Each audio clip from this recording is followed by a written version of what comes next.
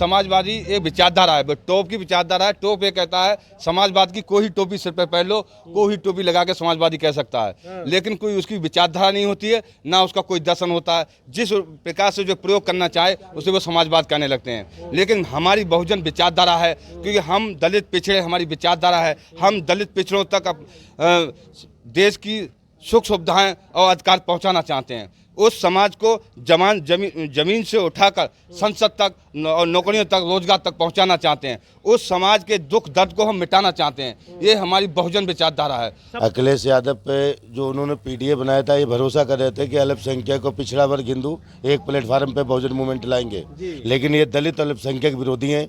ये चंद मनुवादियों के लोग गोद में बैठने वाले हैं। ये अपनी राजनीति नहीं चमकाते, दूसरे की राजनीति खेलते हैं।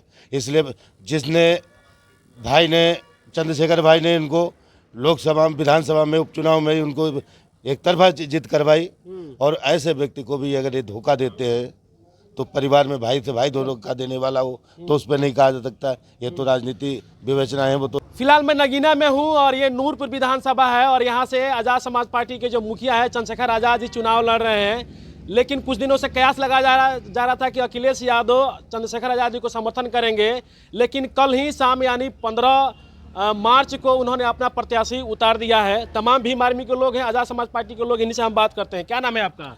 मेरा नाम धीरपाल सिंह है।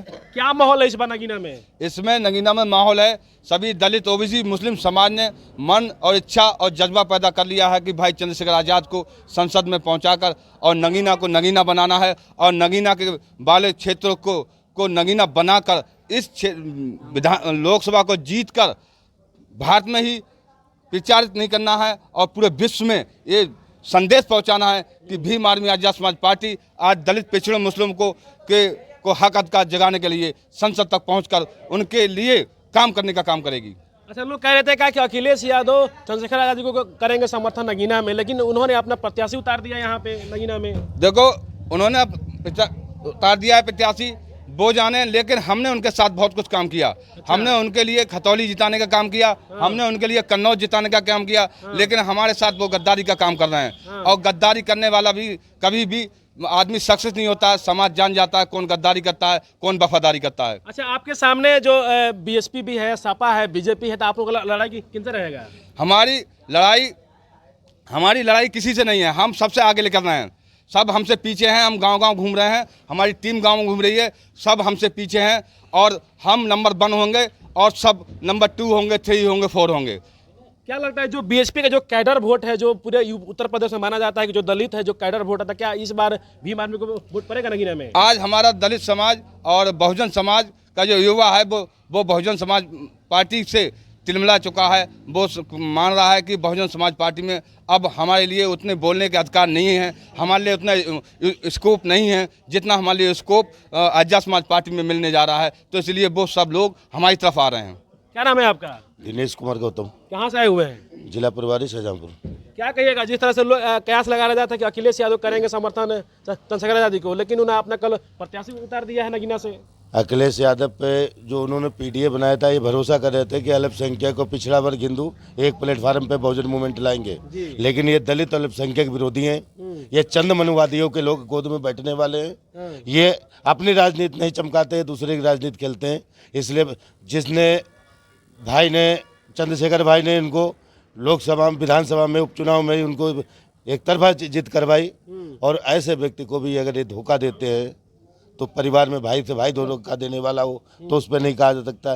ये तो राजनीति विवेचना है। वो तो उस पर ज़्यादा न टिप्पणी करते हुए, आपके नगीना में लोकसभा सीट से ये दावा करता हूँ एक तरफा भाई चंद्रशेखर आज़ाद की जीत यहाँ निश्चित होगी, और लोकसभा में अकेला शेर दहाड़ेगा।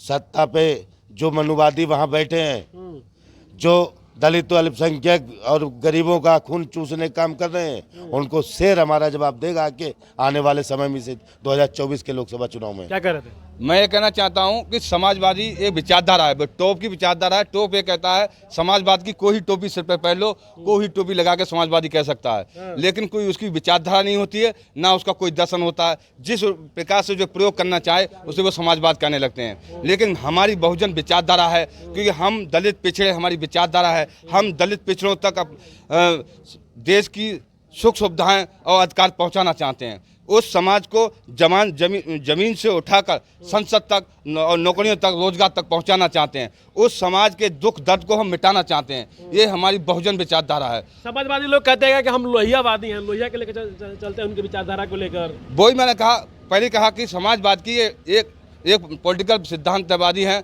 वे कहते हैं टोप कहते हैं, समाजवाद की कोई विचारधारा नहीं। बहुजन एक निश्चित विचारधारा है। बहुजन मतलब शोषित, पीड़ित, दलित, दमित व्यक्ति को आगे बढ़ाने के लिए जिन लोगों ने आंदोलन किए, हमारे बाबा साहब भीमराव अम्बेडकर जी ने किए, मानव काशी राम जी ने किए और बहन जी ने भी किए। लेकिन आज के दौर में युवाओं में सबसे ज़्यादा घर घर जज्बे के साथ, हौसले के साथ काम करने का काम भाई चंद्रशेखर आज़ाद कर रहे हैं। और इसीलिए भाई चंद्रशेखर आज़ाद के लिए आज युवा टीम भीम आर्मी आज़ाद समाज पार्टी दिल जान से उनके साथ है। और जब एक कहावत है, जिस ओर जवानी चलती है उस ओर जमाना चलता है।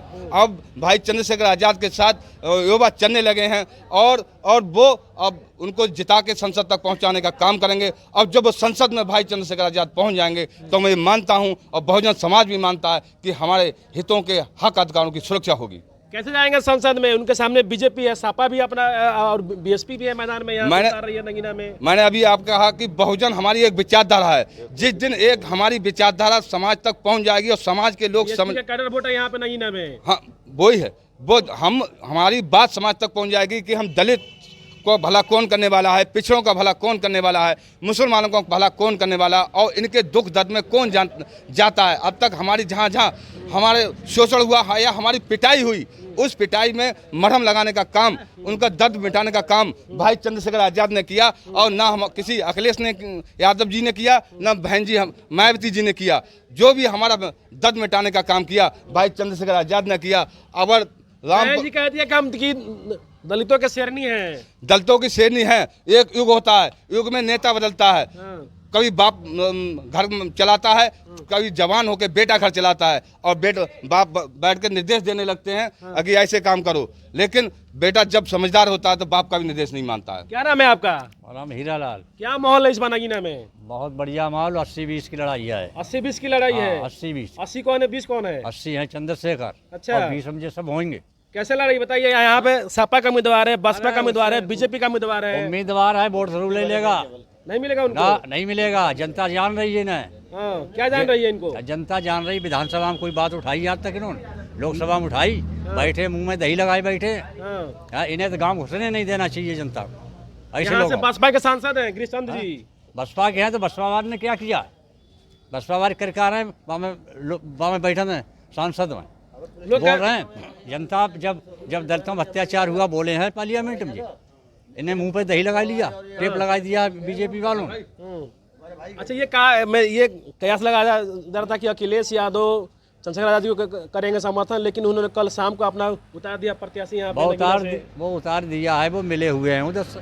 किनसे मिले हुए हैं? बीजेपी से। बीजेपी से मिले हुए हैं। बीजेपी से मिले हुए हैं। ये खेल बीजेपी से मिले हुए हैं। मिले हुए हैं। तो क्या लगता है कि आप लोग का इस बार लड़ाई किनसे रहेगा? बीजेपी से कि बसपा से कि सपा से? हमारी लड़ाई किसी से नहीं है। किसी से नहीं है? सबसे आगे है। सबसे आगे है। सबसे आगे 80-20 की लड़ाई है यहाँ पर नगीना में।